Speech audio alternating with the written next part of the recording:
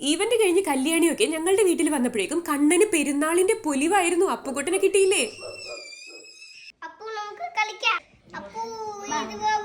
അപ്പു ചേട്ടനെ വിളിച്ച് അപ്പുകുട്ടന്റെ പുറകെ നടക്കായിരുന്നു. അപ്പുനെ കണ്ണനെ വീട്ടിൽ നിർത്തിയിട്ട് നമ്മൾ ബ്രോഡ്വേയിൽ തെണ്ടാൻ ഇറങ്ങി. ഒരുങ്ങി ഇറങ്ങുമ്പോൾ ഈ ഒരു വലിയ ബാഗ് കയ്യിലെടുക്കാന്ന് ഞാൻ വിചാരിച്ചത്. ഇതിന്റെ ബ്രൗണും ഞാൻ നേരത്തെ കാണിച്ചിട്ടുണ്ട്. അടിപൊളി ക്വാളിറ്റി ആണ്. അതിൽ ആവശ്യത്തിന് സ്പേസും ഉണ്ട്, കുറെ സിബും ഉണ്ട്. പക്ഷെ അവസാനം എന്റെ ഫേവറേറ്റ് മഞ്ഞ യെല്ലോ ബാഗ് തന്നെ എടുത്തിറങ്ങി. എന്തോ വലിയ കാര്യം ചെയ്തിട്ട് സമ്മാനമായിട്ട് ഫലകം കിട്ടിയ പോലെയാണ് ആ പലകയും പിടിച്ചുകൊണ്ട് രണ്ടും കൂടി നിൽക്കുന്നത്. പിന്നെ അവർ മറ്റൊരു എബിയും സോനയും ആയതുകൊണ്ട് കിട്ടിയ സമ്മാനങ്ങൾ എക്സ്ചേഞ്ച് ചെയ്യായിരുന്നു. പിന്നെ പെട്ടെന്നാണ് അൻവറിനുള്ളിൽ ഉറങ്ങിക്കിടന്ന ചായക്കടക്കാരൻ ചാടി പുറത്തു വന്ന് ചായ അടിക്കാൻ തുടങ്ങിയത്. പിന്നെ ചെറുക്കനെ പിടിച്ചിട്ട് കിട്ടണ്ട കാർഗിൽ നാരായണന്റെ ആരോ ആണെന്ന് തോന്നുന്നു. കുടിച്ച ചായയുടെ കാശ് കൊടുക്കണ്ടായപ്പോ അൻവറിന്റെ മട്ടും ഭാവവും മാറി. കണ്ണുരുട്ടി പേടിപ്പിക്കാൻ തുടങ്ങി. അമ്പി പോലും ഇത്ര പെട്ടെന്ന് അന്യനാവൂല.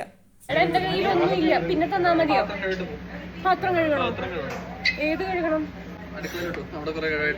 പാത്രം കഴുകാൻ പറഞ്ഞ ദേഷ്യത്തിന് ഞാൻ അവർ ഒളിഞ്ഞിരുന്ന് കുത്തി വീഴ്ത്തി. പക്ഷെ ടെർമിനേറ്റർ സിനിമയിൽ ഒരു വില്ലൻ ഉണ്ടല്ലോ, EM കൊണ്ടുണ്ടാക്കിയത് എത്ര കുത്തി കിട്ടി കഴിഞ്ഞാലും മുറിവ് കൂടി വരുന്ന പോലത്തെ ഒരു സാധനം ആ ഇനത്തിൽ പെട്ടതാണെന്ന് തോന്നുന്നു.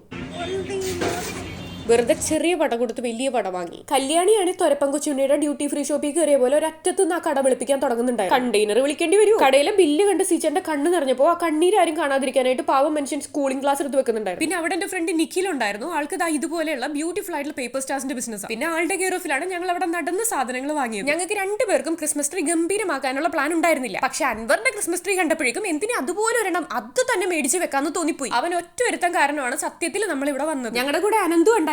ജോസ് പ്രകാശിന്റെ കൊള്ളസങ്കേതത്തിന്റെ ഡിസ്കോലൈ. അത് കല്യാണിയുടെ കണ്ണിൽ പെട്ടില്ലെന്ന് തോന്നുന്നു, അല്ലെങ്കിൽ അതും പെട്ടിയിലാക്കിയാണ്. ഇത്രയും സാധനങ്ങൾ ഒരുമിച്ച് എന്റെ കയ്യിൽ ഇരിക്കണതും കണ്ടുകൊണ്ടാണ് ഏട്ടൻ കയറി വന്നത്. അതോടുകൂടി ആളുടെ ബോധം പോയി. പിന്നെ നന്ദി ഉണ്ടണം മോനേന്നും പറഞ്ഞ അൻവറിനെ ആശ്ലേഷിച്ചിട്ടാണ് പോയത്.